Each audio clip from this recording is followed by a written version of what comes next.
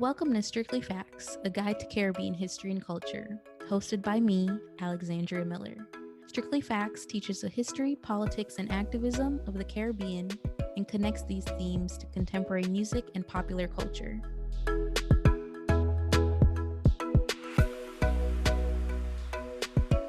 Hello, everyone, and welcome back to another episode of Strictly Facts, a guide to Caribbean history and culture. It is with both a heavy and hopeful heart that our episode today centers on the recent events and impact of Hurricane Melissa. The last few weeks have been tremendously difficult, with despair and worry weighing on many of us, but I've personally found strength in how we have rallied together as an international community in Melissa's wake. What's happening right now in the region isn't just another hurricane season story. On October 28th of this year, Hurricane Melissa made landfall on western Jamaica with winds of 185 miles per hour. The Category 5 hurricane also devastated multiple territories across the region, including Haiti, Cuba, Bahamas, and the Dominican Republic, just to name a few, with speeds exceeding most hurricanes in our recent history.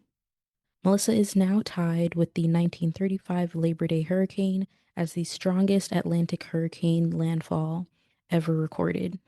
Melissa, for one, is the strongest hurricane to ever hit Jamaica, surpassing the previous record holder, Hurricane Gilbert, in 1988, which hit as a Category 4. The numbers are still coming in, but it's reported that of close to 100 lives have been lost across the region. In Jamaica alone, many of the affected areas are still without power. The storm brought up to 30 inches of rain in some parts of the island, with storm surges reaching 14 feet. The Prime Minister has declared Jamaica a disaster area, per the Disaster Risk Management Act, allowing the government the authority to prioritize life-saving actions and policies. In addition to the damage in Jamaica, Hurricane Melissa also displaced over 735,000 people in Cuba, destroyed over 12,000 homes in Haiti, and caused flooding and storm surges in the Dominican Republic, the Bahamas, and Turks and Caicos. Natural disasters have always shaped the Caribbean, but in many lesser known ways, Caribbean people have also left our imprint on these disasters as well. Hurricanes have influenced migration patterns, agricultural change, and political decisions. They've also shaped memory, carved deeply into how Caribbean people understand vulnerability, survival, and collective strength. Hurricanes have been so entrenched in our history that the word hurricane itself can be traced back to indigenous Caribbean spirituality and cosmology. The Taino and Kalinago word hurricane both refer to a spirit or deity of storms and chaos, not unlike the Maya god Huracan, or the concept of supernatural forces tied to wind and water. When the Spanish arrived, they adopted the Taino word into huracan. The English later adopted it into the word we know today, hurricane. So even linguistically, Caribbean people, specifically indigenous Caribbean people, gave the world the word for one of nature's most powerful forces. There is something profound in the fact that we named the storm. We have endured the storm, and we continue to rebuild after them. Additionally, the study of hurricane forecasting is deeply tied to the region. The first real hurricane warning system was established in Cuba in the early 1870s by a Jesuit priest named Father Benito Viñez. As director of the Meteorological Observatory at the Royal College of Belen in Havana, he created a network of observation sites throughout Cuba and established communication with other Caribbean islands using undersea telegraph cables. Viñez studied cloud patterns, barometric pressure, and wind direction.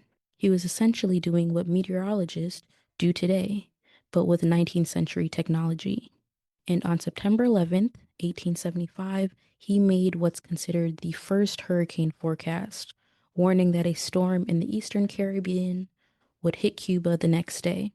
His track prediction wasn't perfect, he was slightly off, but his revolutionary work gave people warning. The US went on to develop their hurricane forecasting system more than 2 decades later, eventually collaborating with Cuba's service, which by that time was employing Viñez's methods. For many people across the region, hurricanes and hurricane season are not only deeply emotional, but they are political and historical events marked in memories forever. In the last 25 years alone, hurricanes Ivan, Irma, Maria, and Beryl are just a few that have left an indelible mark on islands like Grenada, Puerto Rico, Barbuda, Dominica, and the Cayman Islands, to name a few. For many Jamaicans, especially those who grew up in the 1980s, Hurricane Gilbert remains a defining collective memory. People remember zinc roofs flying, the sound of wind like roaring spirits, days without electricity, and the ways communities pulled together with food and help. Having listened to the members of my own family, it feels like everyone has a Gilbert story. Some remember it with humor, like the song Wild Gilbert by Loving Deer. But beneath that humor was fear, uncertainty, and eventually resilience. Gilbert sits in Caribbean memory the way Katrina sits in American memory. It reminds Jamaicans and the world of the power of nature and vulnerability created by poor infrastructure, under resourced state services, and geographical precarity. Melissa joins that lineage, not to replicate trauma, but to remind us that storms in the Caribbean are never simply natural disasters. They are markers in our memory and lived realities for decades to come.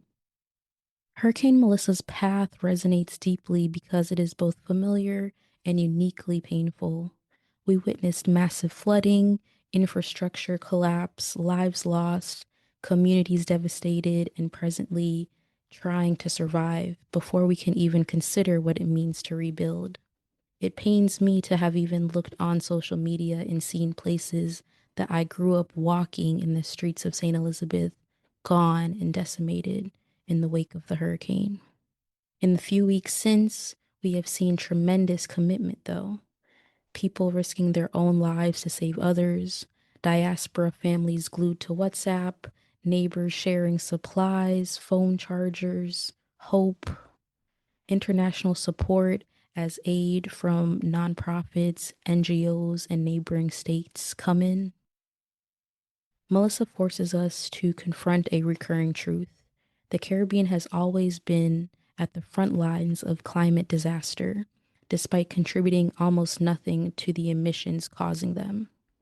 This is a story we've heard before of our plantation economies ravaged, modern global capitalism driving climate change, and yet we continue to pay the price. And even still, we move, we rebuild, and we restore. In light of everything that I've seen on social media, I also want to touch on something I've noticed before and after the storm and have seen some conflicting responses to. The memes, the songs, the playful commentary online. Some people might misunderstand these acts as careless or denial, but I think in many ways we know better. Humor is a Caribbean coping mechanism in the same way that the song Wild Gilbert functions to provide some reflections and some humor on the hurricane. Famous producer Stephen the Genius McGregor also posted a short snippet of a song on social media about Melissa, urging everyone to stay safe while also using some sounds of a popular meme. It is cultural therapy in many ways to do things like this: storytelling, deflection, and release.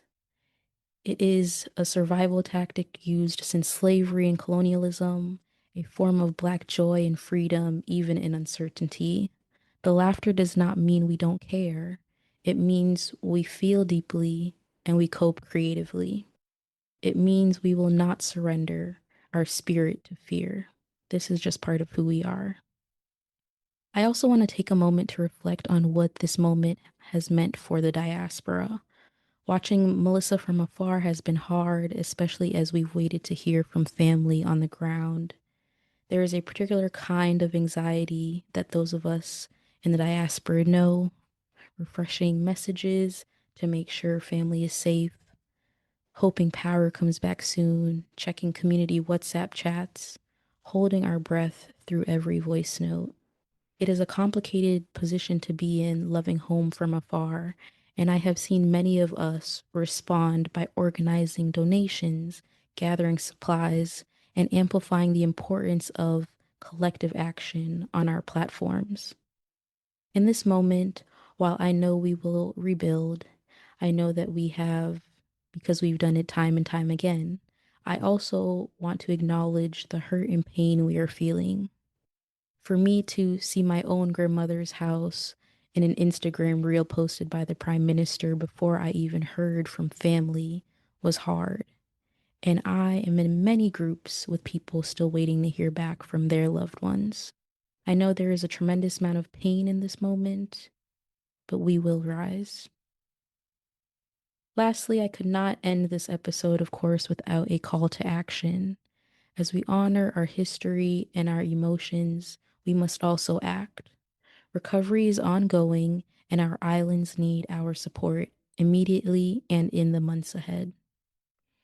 If you have the ability, please consider donating to many of the relief organizations working directly on the ground. I will include a list of some of them in my show notes, as well as links in our bio and online on our website to some of these relief organizations assisting with food, shelter, and rebuilding efforts and long-term support, and have been reposting many of them on social media as well. Beyond donating, here's what we can all do. Share the links with your networks, support Caribbean-based environmental organizations, advocate for climate justice and global accountability, and remember that disaster response is not only emergency relief, but long-term rebuilding and policy change. Our region deserves not just recovery, but protection, investment, and dignity. In closing, thank you for being here, for caring about our region, and for standing in community with Caribbean people everywhere. May we continue to honor our history, uplift each other, and remember, we have weathered storms before, we will again, and we will survive together.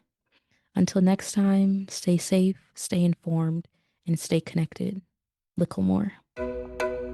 Thanks for tuning in to Strictly Facts. Visit strictlyfactspodcast.com for more information from each episode. Follow us at Strictly Facts Pod on Instagram and Facebook, and at Strictly Facts PD on Twitter.